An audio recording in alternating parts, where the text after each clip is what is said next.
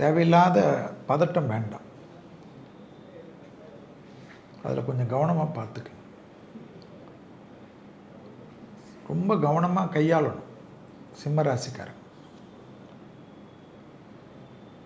அவசரப்பட வேண்டாம். தைரியம் வரும். பிள்ளைகள் விஷயத்தில் காணப்படக்கூடிய பூர்வ புண்ணிய ஸ்தானத்தை குரு பார்க்கறதுனால நிறைய விஷயம் நல்லது. 7ஆம் இடத்தை குரு பார்க்குறார், 3ஆம் இடத்தை குரு பார்க்குறார், 5ஆம் இடத்தை பார்க்குறார். வேறு என்ன வேணும்? அமைதியாக இருந்தாவே நல்லா முன்னேறுவீங்க.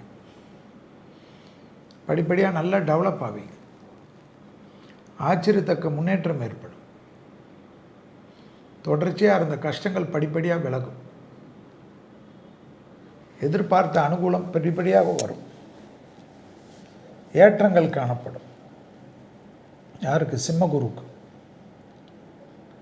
தொழில் ரீதியாக அவசரத்தை பட்டு எதுவும் முடிவெடுக்கக்கூடாது.